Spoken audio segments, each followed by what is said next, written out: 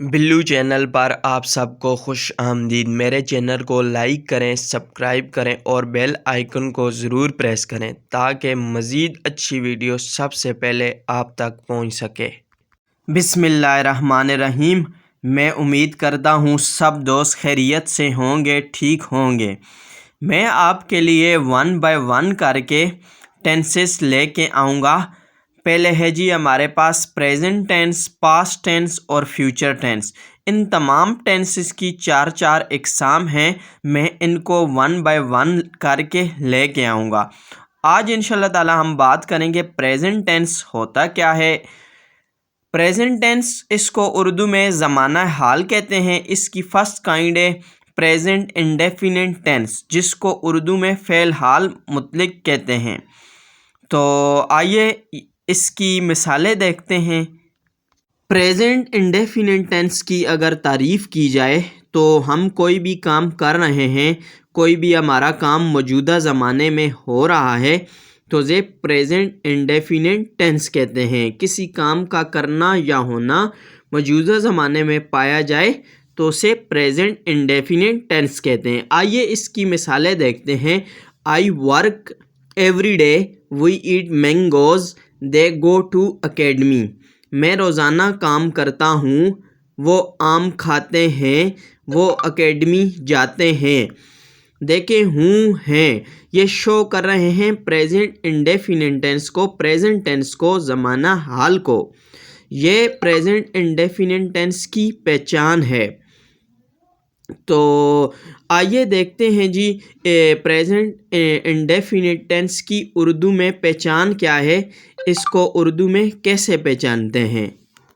अब हम देखते हैं जी प्रेजेंट इंडेफिनिट टेंस की उर्दू में पहचान क्या है, इसकी अलामत क्या है। जिन जुमलों के आखिर में ता है, ती हैं, ते हैं, ता हूँ वगैरह आते हैं, प्रेजेंट इंडेफिनिट टेंस के जुमले कहलाते हैं। तो ये इसकी पहचान है जी। जिन जुमलों के आखिर में ता है, ती हैं, ते हैं, ता हूँ वगैरह आते हैं तो आपने समझ जाना है कि यह प्रेजेंट इंडेफिनिट टेंस का जुमला है। अब हम देखते हैं जी प्रेजेंट इंडेफिनिट टेंस में जुमला बनाने का कुलिया क्या है। सिंपल सेंटेंस में सबसे पहले आ जाता है जी सब्जेक्ट, फिर आ जाता है जी वर्ब, फिर आ जाता है जी ऑब्जेक्ट। अब हम देखते हैं सब्जेक्ट होता क्या है। सब्जेक्ट फाइल, काम करने वाला। I, we, you, they, he, she, it, ये सब सब्जेक्ट आ जाएंगे, चाहे सिंगुलर मीनिंग में हो या प्लूरल के मीनिंग में हो।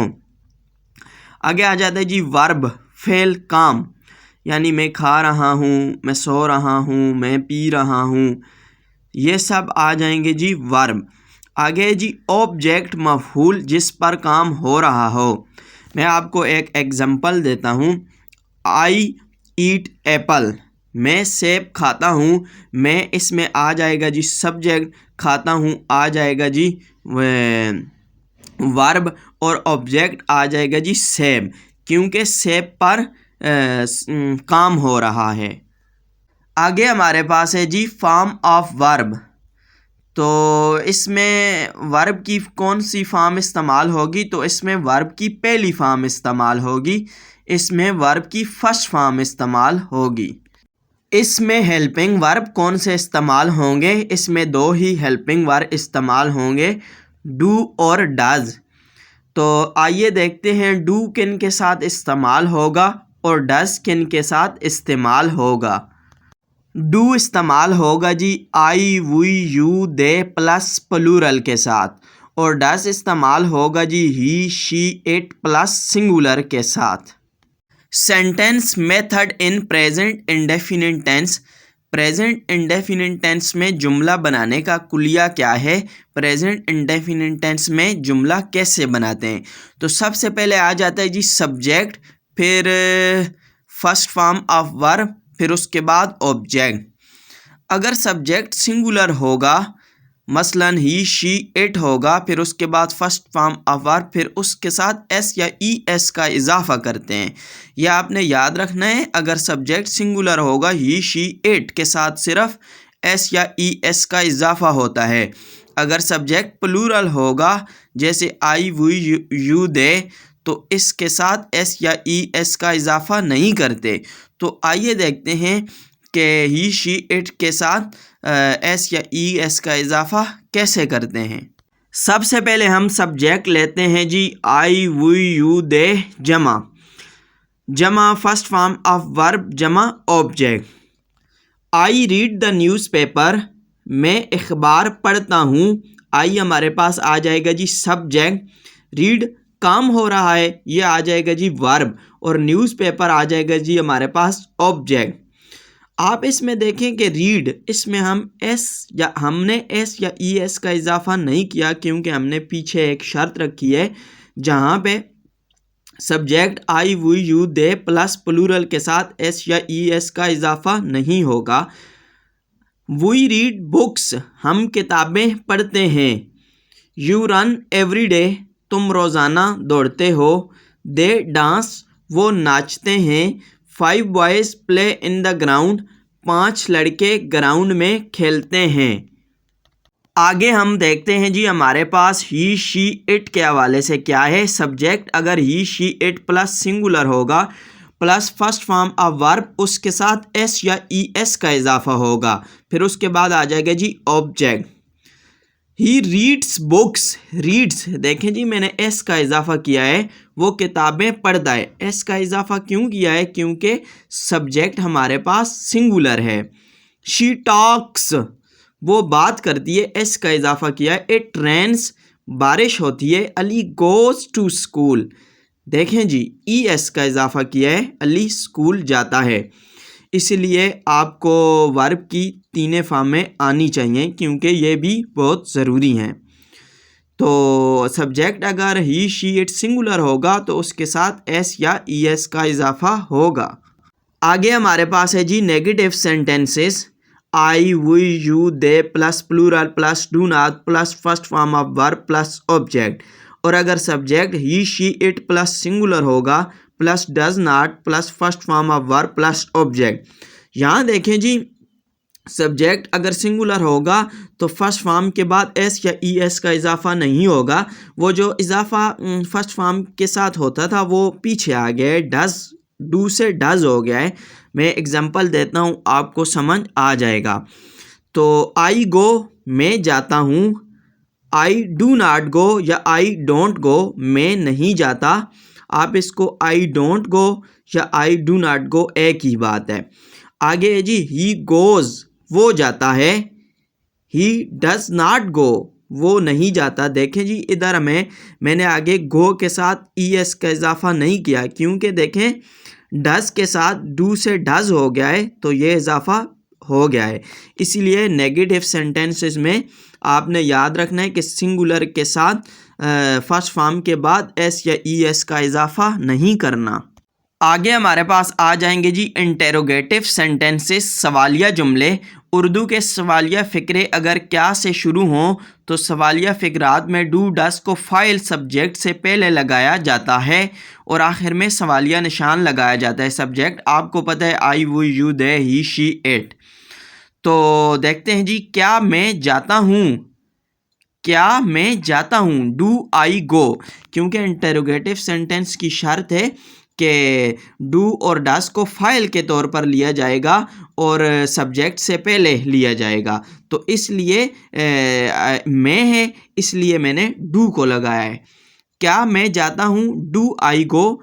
क्या वो जाता है, डज ही गो। सब्जेक्ट इसमें देखें जी गो के बाद मैंने ई एस का इजाफा नहीं किया क्योंकि यहाँ ये डू ने मिल के डज बना दिया है। तो आगे जी क्या तुम पढ़ते हो, डू यू रीड। क्या वो सोती है, डज शी स्लीप। तो देखें जी इंटेरोगेटिव सेंटेंस में डू और डज को फ़ाइल के तौर पर लिया जाता है और आपका सवालिया जुमला बन जाता है। आगे हमारे पास है जी नेगेटिव प्लस इंटेरोगेटिव। अगर मनफी और सवालिया जुमले इकट्ठे हों तो क्या तुम नहीं पढ़ते, डू यू नॉट स्टडी। क्या हम वहाँ नहीं खेलते, do we not play there. देखें जी डू पहले, उसके बाद सब्जेक्ट यू, फिर उसके बाद नॉट। तो डू पहले आएगा, फिर आएगा सब्जेक्ट, उसके बाद नाट आएगा। आगे है जी, क्या सना टीवी नहीं देखती? Does Sana not watch TV? आगे है जी, क्या मैं वहाँ नहीं जाता हूँ? डू आई नॉट गो? क्या वो नहीं जाता है? डज ही नॉट गो? आगे है जी, मैं कहाँ नहीं जाता हूँ? देखें जी, यहाँ मैंने वेयर का इस्तेमाल किया है, तो वेयर आ जाएगा जी शुरू में। मैं कहाँ नहीं जाता हूँ, where do I not go? वो कहाँ नहीं जाता है, where does he not go? ये तो थे जी मेरे पास नेगेटिव प्लस इंटेरोगेटिव सेंटेंसेस। आगे हमारे पास है जी वाई, व्हेन, वेयर, हुज। ये सवालिया फ़िक्रात हैं, और ये अगर फ़िक्रात में आएँ तो इनके फ़िक्रे को शुरू में लगाते हैं और इनके फ़ौरन बाद डू और डस को लगाते हैं, जो कि मैंने आपको पहले ही बता दिया है। हम मरीज़ों से नफ़रत क्यों करते हैं? Why do we hate the patient? हम मरीज़ों से नफ़रत क्यों करते हैं? देखें जी, मैं यहाँ सवालिया सिर्फ यूज़ करता हूँ, मनफी नहीं यूज़ कर रहा हूँ। आगे है जी, वो कहाँ रहती है? Where does she live? मैं कहाँ जाता हूँ? Where do I go? वो कहाँ जाता है? Where does he go? वो कहाँ सोती है? Where does she sleep? ये तो था जी हमारे पास वाई, व्हेन, वेयर और हुज। अगर जुमलों में आ जाएं तो इनका इस्तेमाल कैसे करना है। आगे हमारे पास है जी डबल इंटेरोगेटिव सेंटेंसेस, दोहरे सवालिया जुमले। ये कौन से जुमले होते हैं जी? ये यही वाले जुमले होते हैं। वो आजकल कहाँ रहता है? Where does he live these days? तुम सुबह की सैर को कहाँ जाते हो? Where do you go for morning walk? देखिए जी, यू से पहले मैंने डू को लगाया और ही से पहले डज को लगाया। आगे जी, आपको इंग्लिश कौन पढ़ाता है? Who teach you English? देखें जी, हु के यहाँ पे मैंने डू और डस को क्यों नहीं लगाया, तो ये मैं आपको आगे बताता हूँ। हु के बाद डू डस को नहीं लगाते। हु के लिए वर्ब की फेली फॉर्म के आखिर में एस या ई एस का इजाफा होता है, लेकिन ये इजाफा उस सूरत में होगा जब subject he, she, it singular होगा। और अगर मनफी फ़िक्रात हो तो हु के बाद डू और डस को लगाते हैं। अगर फ़िक्रात मनफी होगा तो हु के बाद डज नॉट को लगाते हैं। दरवाजे पर दस्तक कौन देता है? Who knocks at the door? अपने घर को कौन नहीं साफ़ करता है? Who does not clean his house? तुम्हें कौन मारता है? तुम्हें कौन पढ़ाता है? Who teach you? उसे कौन मारता है? हु बीट हर?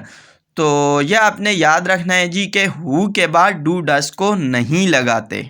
इसके बाद है जी हमारे पास हु किस किस के लिए इस्तेमाल होता है। लफ्ज़ हु फ़ाइल के तौर पर भी इस्तेमाल होता है और सवालिया लफ्ज़ के तौर पर भी इस्तेमाल होता है। आगे हमारे पास है जी प्रेजेंट इंडेफिनिट टेंस को अगर ज़ोरदार फ़िक्रे में तब्दील करना हो तो सब्जेक्ट के बाद डू डस का इस्तेमाल होता है। ज़ोरदार मतलब स्ट्रेस देना, फ़िक्रे पे ज़ोर डालना। वो कैसे जी? वो वाकई गाती है। शी डज सिंग। तुम वाकई सोते हो। You do sleep. देखें जी, सब्जेक्ट के बाद डू डस का इस्तेमाल हुआ है। अगर आपने प्रेजेंट इंडेफिनिट टेंस को ज़ोरदार फ़िक्रों में तब्दील करना है तो सब्जेक्ट के बाद डू और डस का इस्तेमाल कर सकते हैं। अगर सवालिया फ़िक्रात को ज़ोरदार बनाना हो तो फ़िक्रे में इंडीड, सर्टेनली, रियली वगैरह का इस्तेमाल आप कर सकते हैं। अगर सवालिया फ़िक्रात को ज़ोरदार बनाना हो तो वो कैसे जी, देखते हैं। क्या तुम वाकई आधी रात तक गाते हो? Do you really sing till midnight? वाकई वो मुझसे मोहब्बत नहीं करते। Indeed they do not love me. तो ये तो था जी, अगर सवालिया फ़िक्रात को ज़ोरदार बनाना है तो हम रियली, इंडीड, सर्टेनली वगैरह का इस्तेमाल भी कर सकते हैं। आगे हमारे पास है जी नेगेटिव सेंटेंसेस में कभी नहीं का मफहूम पैदा करने के लिए नेवर का इस्तेमाल करते हैं। नेवर के साथ डू डस को नहीं लगाते। नेवर और हु के साथ डू और डस को नहीं लगाते, यह आपने याद रखना है।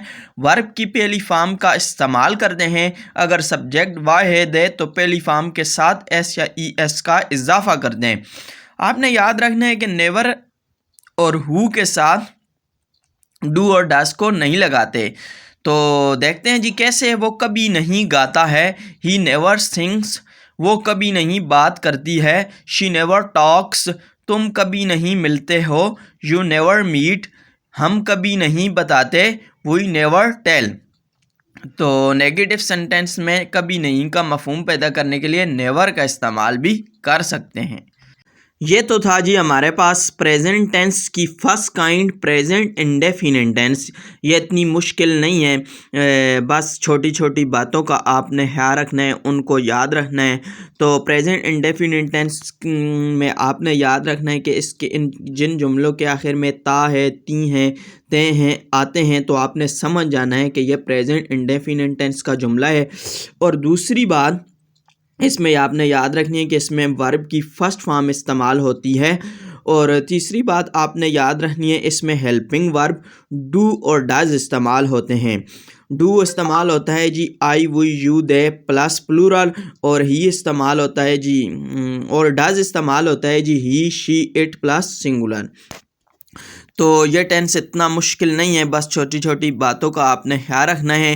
तो इंशाल्लाह अगली वीडियो में मैंने प्रेजेंट इंडेफिनिट टेंस की नेक्स्ट काइंड आपके लिए लेके आऊँगा। तब तक दें इजाज़त। और अगर आप फिर भी आपको कोई बात समझ नहीं आए तो आप मुझसे कमेंट में पूछ सकते हैं। तो इजाज़त दें, अल्लाह हाफ़िज़।